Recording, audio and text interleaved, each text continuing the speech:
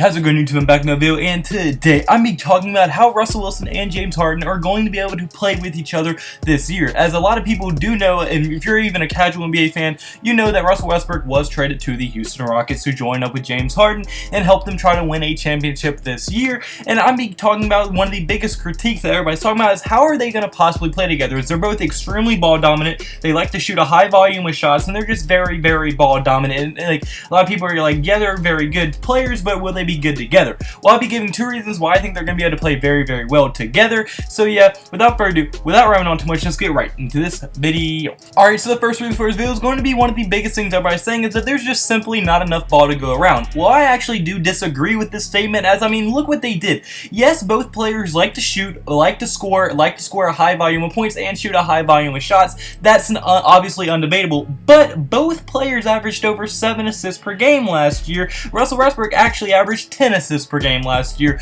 So I mean, both of them are not selfish players at all. They're both willing to pass each other the ball, and if one of them are having an off night, then I'm sure they would defer and pass the ball to them. And same with James Harden, I think they would both do that. They can both are obviously good passers. If you can average over 7 assists per game in the NBA, you're a very, very good. And I think it's just one of those things, like James Harden and Russell Westbrook are seen as ball hogs for some reason, despite averaging a lot of assists per game. And I mean, really, James Harden, he does it so efficiently and scores so efficiently, you can't really call him a ball hog. And Westbrook, yes, he can't shoot threes very well, but he can get to the rack and drive and kick so well. And if he like instead of shooting threes, he drives and then kicks out James Harden for three, that is going to be damn near unstoppable in the NBA. So I mean, I really don't see very many people being able to stop them when they're being unselfish, playing together. And I think there's definitely enough ball to go around, as I mean, it's just a stupid thing to say that there won't be when both players are very, very skilled passers and both have point guard playing experiences. Russell Westbrook is a point guard, and James Harden played point guard for an entire season one time,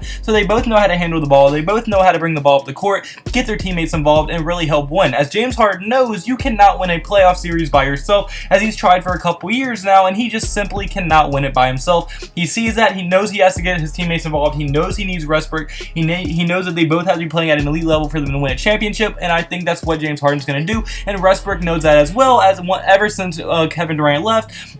He went on that year where he won MVP, averaging triple-double.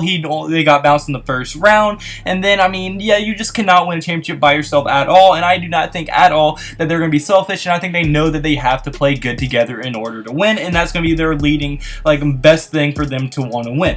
And also, the reason I think there's going to be enough ball to go around is, as I mean, they kind of rely on very different things. As if they're both very good, but they have very different games. As Russell Westbrook, he's not going to be taking touches away from James Harden, as he likes to go to the goal and everything. And James Harden, yes, he can go to the goal, but he relies way more on his shooting than Westbrook does. So with him relying on two completely different things to get their points, I think their offense will not be really interfering with each other at all. But now my second reason is going to be that their games complement each other. As last year, with Harden playing as good as he did, teams started having to double team him. You could not stop him one-on-one. There was no chance. You had to double team James Harden in order to stop him last year, and that's what people ended up doing. But by double teaming James Harden, if you have Russell Westbrook on the team with James Harden, if you double team James Harden, Westbrook's the same thing. You cannot beat Westbrook one-on-one to the basket. When he's going head down to the basket, you're not winning that matchup. I don't care. It's either Westbrook misses the shot or he's going to dunk on you and make it. Westbrook's is that good. So with them being on the same team, you can no longer double team them at all, which means you have to pick your poison. Do you want James Harden to kill you on the three-point line, or do you want Westbrook to kill you on the inside? And that's not even to say that they still have Clint Capella to pass it to as well. So I think with them three, and mainly Westbrook and James Harden, I cannot see a scenario where teams can shut down this offense. Plus Doug Anthony, one of the best offensive minds to ever coach, I just cannot see anyone stopping the Houston Rockets offensive game. As I mean, Westbrook is pretty much already a double team needed to stop him. You can't double team because you have James Harden. Clint Capella, he's dominant on the post, but he can't do much, but he's only going to have to be a post, get rebounds. So I mean, they're going to be getting second chance opportunities a lot of times because Clint Capella is a very good rebounder.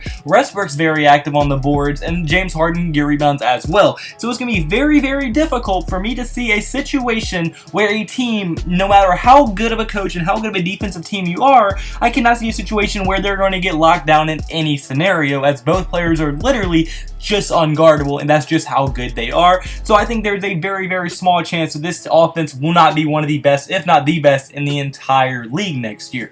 But also, my third reason is going to be just their offense and how they do have chemistry together a little bit. As I mean, obviously before they became MVPs, they went to an NBA Finals together. Now, yes, James Harden was coming off the bench in that era, but they were still on the same team and played significant minutes with each other, and they played an NBA Finals series together, so they already know how each other kind of play, how they know how to play together, and they know how to make it to the NBA Finals together, which is the most important thing.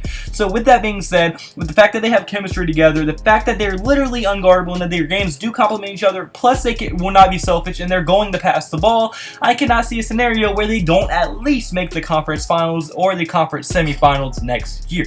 But unfortunately, that's me for the video. So comment below, do you agree with me? Do you think the Rockets are going to be able to play well together? Do you think they're not? I want to hear your thoughts in the comment section below. If you do like the video, play the like button and subscribe button, it means the absolute world to me. And I hope you have a blessed day, get out a blessed day. So you need to have a blessed day. See you in the next video. Goodbye, boo. Blah, blah, blah.